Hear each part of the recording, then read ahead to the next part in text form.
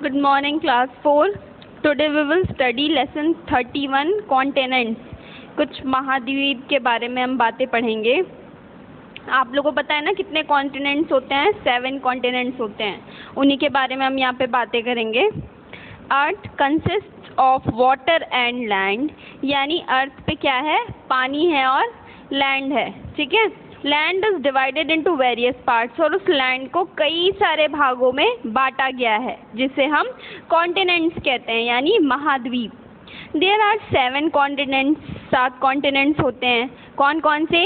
Asia, Africa, north America, south America, Antarctica, Europe and Australia. Answer the following questions. कुछ यहाँ पे questions दिए हैं, हमें आंसर करने हैं. See number 1, what is the name of the southern most continent, यानी साउदर्न मोस्ट कॉन्टिनेंट का क्या नाम है? Antarctica. ANTARCTICA. Which is the largest continent in terms of area. Area के टर्म्स में सबसे बड़ा कॉन्टिनेंट कौन सा होता है? एशिया होता है. एशिया सबसे लार्जेस्ट कॉन्टिनेंट है. ASIA. अगर हम स्मॉलेस्ट कॉन्टिनेंट की बात करें इन terms of area, name the smallest continent, तो स्मॉलेस्ट कॉन्टिनेंट कौन सा होता है? ऑस्ट्रेलिया. ये दो चीज़ें रिमेंबर रखिएगा, लार्जेस्ट एंड स्मॉलेस्ट. लार्जेस्ट होता है एशिया, स्मॉलेस्ट होता है Australia. AUSTRALIA. The Amazon rainforest can be found in which continent, यानी Amazon rainforest कौन से कॉन्टिनेंट्स में पाए जाते हैं? South America. SOUTHAMERICA. South America में Amazon rainforest पाए जाते हैं. Amazon रेन फॉरेस्ट, यानी यहाँ पे रेन फॉरेस्ट का मतलब क्या कह रहा है? रेन फॉरेस्ट क्या होता है? एक ऐसा थिक फॉरेस्ट है जहाँ पे कई सारे बड़े बड़े पेड़ होते हैं, और ये ज़्यादातर कहाँ पे? ट्रॉपिकल एरियाज में पाया जाता है. तो वही यहाँ पे पूछ रहा है कि कौन से कॉन्टिनेंट में Amazon रेन फॉरेस्ट पाए जाते हैं, बड़े बड़े पेड़, तो वो साउथ अमेरिका में. In which continent can the Sahara desert be found. Sahara desert कौन से कॉन्टिनेंट में पाया जाता है? अफ्रीका में. AFRICA. Mount McKinley in Alaska is the highest mountain. सबसे बड़ा माउंटेन अलास्का में मैकिनले. विच कॉन्टिनेंट, कौन से कॉन्टिनेंट पे है ये सबसे हाईएस्ट माउंटेन कौन से कॉन्टिनेंट में है? नॉर्थ अमेरिका में. NORTHAMERICA. Now come on, knows best. It is believed that in past, ये माना जाता है कि पहले के समय में all continents were joined. सारे continents जितने भी महाद्वीप थे सब एक ही में थे, और this land area was called Pangaea. और इस लैंड एरिया को, यानी जो इकट्ठे 7 महाद्वीप थे हमारे, उन्हें क्या बोला जाता था? पेनगेई बोला जाता था, और सब एक में ही थे. This area started to break up. ये धीरे धीरे बंटने लगा area, and got divided into 7 parts. और बट के कितने पार्ट्स में बटा? 7 पार्ट्स में. So today we have 7 continents, और इसलिए आज हमारे पास कितने कॉन्टिनेंट्स हैं? 7. Now come on lesson 32, wonderful sights. कुछ हम अच्छी जगहों के बारे में, कुछ अद्भुत जगहें जो कि जैसे कुछ अच्छे मॉन्यूमेंट्स जो कि यादगार हैं, जहाँ पे लोग टूर करने के लिए आते हैं, हम कुछ उन जगहों के बारे में पढ़ेंगे. Fill in the blanks with the names of monuments with the help of Doraemon. Doraemon की हेल्प से हमें ये ब्लैंक्स भरने हैं कि कौन कौन से माउंटेन्स हैं. Okay. The famous dash is a freestanding bell tower situated in Italy. ये टावर कहाँ पे है? इटली में है.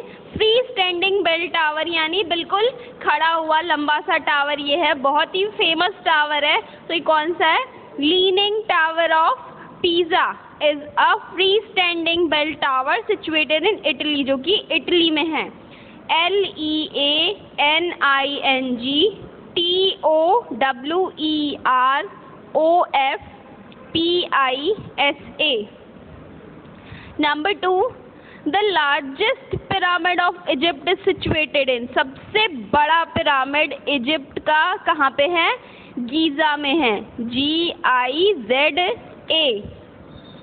The lost city of the Incas is situated in Peru. जो लॉस्ट सिटी है, जो गायब सिटी के नाम से जिसे जाना जाता है इनकास की, वो कौन सी है? Machu Picchu, MACHUPICCHU. और ये कहाँ पे सिचुएटेड है, यानी कहाँ पे बसी हुई है? पेरू में. Number 4, the dash was given as a gesture of friendship by France. यानी इसे फ्रांस के लिए gesture of friendship यानी एक अच्छा फ्रेंडशिप की तरह, मतलब इसको डोनेट किया गया था, बोला गया था, to the United States of America. United States of America के लिए क्या था ये? Statue of Liberty. Statue of Liberty was given as a gesture of friendship. एक फ्रेंडशिप का महत्व था, मतलब फ्रेंडशिप के उससे डिनोट किया जाता था, जाना जाता था फ्रांस के द्वारा. किसके लिए? यूनाइटेड स्टेट्स ऑफ अमेरिका के लिए. STATUEOF of LIBERTY, Statue of Liberty. Now come on, number 5.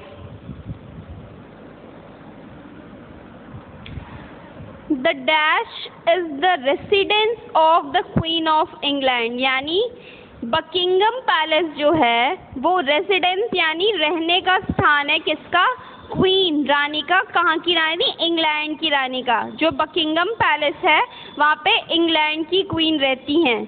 BUCKINGHAM, Buckingham. PALACE, palace. Number 6, the dash is situated in China. क्या चीज़ चाइना में है? Great wall. ये तो आप सबने सुना ही होगा ना, ग्रेट वॉल कहाँ पे है? चाइना में है. GREATWALL. ये इतनी बड़ी उसमें सिचुएटेड है, इतनी बड़ी है ये ग्रेट वॉल ऑफ चाइना. ये बहुत ही दूरी पे, मतलब इतनी बड़ी है कि इसकी जो लेंथ है, जो जितनी दूरी में ये फैली हुई है, तो वो ग्राउंड बहुत बड़ा है, मतलब वो जगह बहुत बड़ी है. Number 7, dash is a statue of Jesus. देखिए ये सब आपको पिक्चर्स दी हुई है ना, ये देखो लीनिंग टावर ऑफ पीज़ा है, फिर ये देखो यहाँ पे गीज़ा है, ये है स्टेचू ऑफ लिबर्टी, ये माचू पिचू, ये बकिंगम पैलेस है, ये great wall of China, Christ the Redeemer, New York. आपको पिक्चर्स दी हुई हैं. Okay. is a statue of Jesus Christ in Rio de Janeiro situated in Brazil. यानी ब्राज़ील में रियो डी जेनेरियो एक प्लेस है जहाँ पे जीसस क्रिस्ट की स्टैचू बनी हुई है. ऐसे ये देखो, ये पिक्चर दिख रही है ना आपको इस तरह से. तो ये कौन सी जगह पे है? Christ the Redeemer. इसको क्रिस्ट द रेडेमीर स्टैचू के नाम से जाना जाता है. CHRISTTHE the REDEMER. Number 8, the Empire State Building is a steel framed. जो ये है, ये पिक्चर देख रहे हैं आप लोग, एम्पायर स्टेट बिल्डिंग, ये जो है ये वाली बिल्डिंग, ये स्टील की बनी हुई है और 102 स्टोरेड बिल्डिंग, यानी इतनी लंबी है. इसमें ऐसे कितने वो हैं टोटल?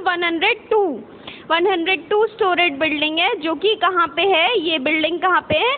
न्यूयॉर्क में है. ये NEWYORK. Come on, knows best. The original design of Statue of Christ the Redeemer Brazil was created by a Brazilian. यानी जो ओरिजिनल डिज़ाइन है, ये वाली जो आप पिक्चर देख रहे हैं, कह रहा है कि जो इसका ओरिजिनल डिज़ाइन था स्टैचू का, सबसे पहले क्रिस्ट द रेडेमीर ब्राज़ील, ये इसे किसने क्रिएट किया था? एक ब्राज़ीलियन ने, एक ब्राज़ील का आदमी था जिसने इसे बनाया था और उसका नाम था Heitor da Silva Costa. Now come on, lesson 33. Now we will study about some great lifes, कुछ महान जीवन के बारे में, कुछ लोगों के महान जीवन के बारे में हम पढ़ेंगे।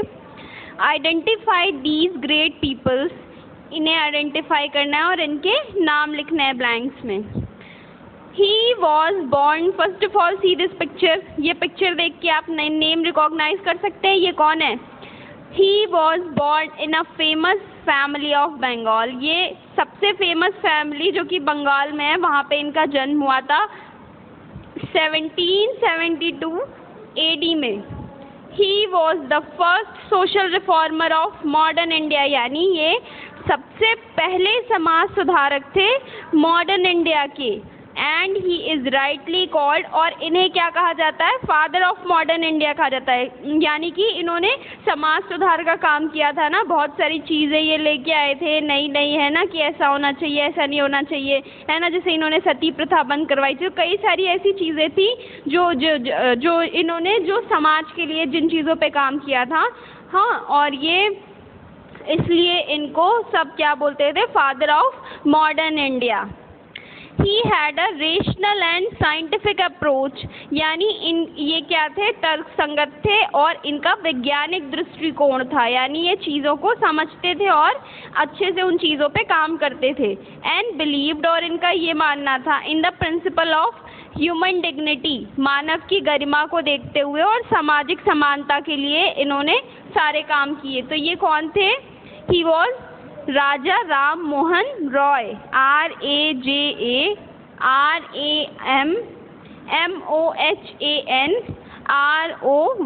राजा Ram Mohan Roy. Now see number 2, she lived in a great poverty through years of illness, यानी ये जो हैं ये बहुत ही ज़्यादा पॉवर्टी में रही, तंगी में, पॉवर्टी, तंगी, गरीबी, कमी, कुछ भी आप कह सकते हैं। ये बहुत ही ज़्यादा गरीबी में रही और उसमें ये बीमार भी पड़ी। हर scientific laboratory was an ordinary shed, यानी जो इनकी साइंटिफिक लेबोरेटरी थी, यानी जहाँ पे ये साइंस की चीज़ें बनाती थी, जहाँ पे खोज करती थी, डिस्कवरी करती थी, तो जो इनका वो लैब था वो एक ऑर्डिनरी लैब था और जहाँ पे एक मामूली सा शेड था, where it would get freezing cold at times, कई बार ऐसा होता था कि बिल्कुल ठंडा पड़ जाती थी, जो इनकी शेड थी, जो जगह थी वहाँ की, वो बिल्कुल ठंडी हो जाती थी एक्सपेरिमेंट्स वगैरह की वजह से। She went on to discover the radio active elements, लेकिन इन्होंने अपनी लाइफ में मतलब ये आगे बढ़ती गई और इन्होंने बहुत सारी चीज़ें डिस्कवर की, इन्होंने खोज की, इन्होंने चीज़ें जानी, radio active elements, polonium and radium, इन चीज़ों पे इन्होंने काम किया, डिस्कवर की, ये चीज़ें बनाई।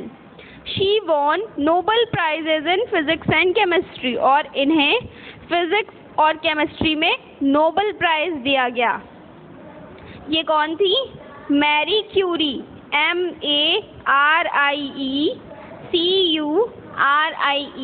Now come on number 3।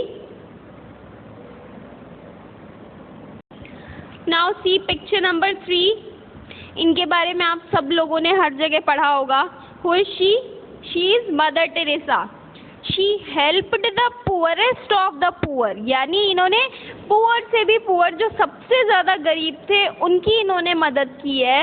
And was called, और इन्हें क्या कहा जाता था, सेंट ऑफ गटर्स, यानी इन्हें नाले का संत कहा जाता था। अब देखो, जिसने इतने लोगों की मदद की, जो गरीबों की हेल्प करती थी, है ना, तो उनको इस तरह से क्यों बोला गया सेंट ऑफ गटर्स, इसलिए बोला गया क्योंकि इन्होंने अपना जितनी इनकी लाइफ थी, जो भी थी, इन्होंने सारी अपनी पूरी लाइफ किस पे लगा दी, पुअर्स पे, मरीजों पे लगा दी, जो लोग गरीब थे, जो लोग सिक थे। ये जहाँ रहती थी वहाँ पे नाले के आसपास, वहाँ पे जो लोग थे वो इतने ज़्यादा, मतलब उनको चोटें लग जाती थी, है ना, इतना ज़्यादा वो बीमार पड़ जाते थे, साफ़ सफाई ना रहने की वजह से, जो भी मतलब था, तो वो उन्होंने इतने सारे पुअर और सिक लोगों का इलाज किया है, जो रोड साइड पे पड़े रहते थे, जो गटर्स पे पड़े रहते थे, जिनकी तबीयत ख़राब रहती थी, जो स्लम एरियाज़ में रहते थे, नाले के आसपास रहते थे, गंदगी में रहते थे, तो इन्होंने सबकी हेल्प की है। Old and sick people living in streets and gutters, है ना, और many of them were even eaten by, मतलब कुछ भी हो जाता था उन लोगों को, जैसे कई लोगों को चूहे कुतर दे, मतलब जैसे बाइट कर लेते थे, है ना, वाउंड्स हो जाते थे उनकी बॉडी पे, डस्ट पूरी लग जाती थी, मड, लेकिन इनको मतलब किसी भी चीज़ से फ़र्क नहीं पड़ता था, ये इनको बस ये था कि मुझे उसकी मदद करनी है, अगर वो बीमार है तो, चाहे कोई भी प्रॉब्लम हो, चाहे वो इंसान कैसा भी हो, ये हर किसी की हेल्प करती थी, है ना।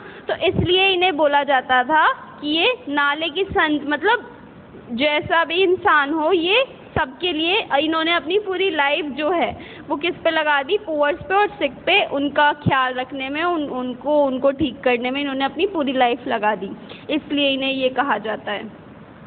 She was born as Agnes Gonza Bozai to Albanian parents but made India her home। ये एग्नेस गोंजिया यहाँ पे बॉर्न हुई थी, अल्बेनियन पेरेंट्स थे इनके, लेकिन इन्होंने इंडिया को अपना घर बना लिया। Serving the crippled and the homeless in Kolkata, यानी कोलकाता में जितने भी सर्विंग द क्रिपल्ड, जो भी घायल थे, जो भी होमलेस थे, जिनका घर नहीं था, जो कुछ नहीं कर सकते थे, जो बीमार पड़ जाते थे, इन्होंने उनकी वहाँ रह के, इंडिया में रह के, कोलकाता में रह के उनकी हेल्प की। तो ये कौन थी? Mother Teresa, MOTHERTERESA।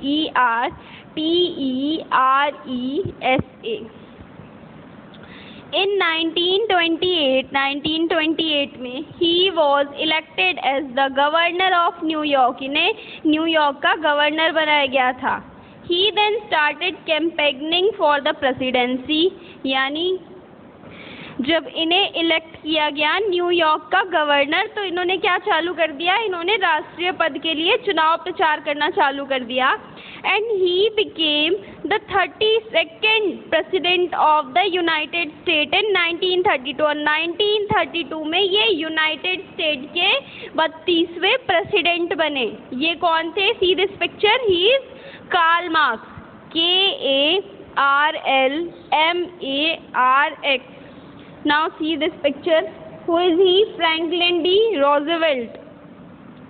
He became a generalist and his socialist writings would get him expelled from Germany and France। यानी ये एक पत्रकार थे and his socialist writing would get him expelled from Germany and France।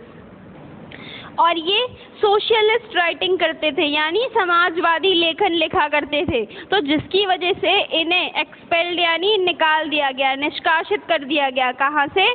Germany से और France से। क्यों? क्योंकि ये सोशलिस्ट राइटिंग करते थे, ये एक पत्रकार थे, तो समाजवादी जो भी चीज़ें रहती थी समाज में, है ना, तो वो उनके बारे में लिखते थे, जो भी प्रॉब्लम्स थी, जो भी डिफ़िकल्टीज थी। तो एक समाजवादी लेखक थे, तो वो लिखते थे, पत्रकार थे, तो इसकी वजह से उन्हें निष्कासित कर दिया गया था जर्मनी से और फ्रांस से। फिर 1848 में ही published the Communist Manifesto with Friedrich Engels and was exiled to London. यानी पब्लिश्ड यानी इन्होंने क्या प्रकाशित किया? कम्युनिस्ट मैनिफेस्टो, यानी कम्युनिस्ट घोषणा पत्र इन्होंने प्रकाशित किया। किसके द्वारा? फ्राइडरिच एंगल्स के द्वारा। और फिर उसके बाद was exiled to London. Exiled यानी निर्वासित हो गई। ये कहाँ के लिए? लंदन के लिए। Where he wrote the first volume of Das Kapital and leave the reminder of his life. यानी जहाँ पे इन्होंने किस चीज़ के बारे में लिखा? सबसे पहली वॉल्यूम ऑफ दास कैपिटल के बारे में, एंड लीव द रिमाइंडर, और अपनी लाइफ की एक परछाई वो छोड़ के चले गए, यानी लोगों के दिमाग में अपनी एक छाप छोड़ के चले गए।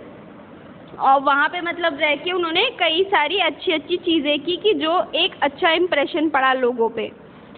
तो ये कौन थे? Who was he? Franklin D Roosevelt, FRANKLINDROOSEVELT। So now class, your book up to page number 46 is completed. Complete your books and bring it to school for checking.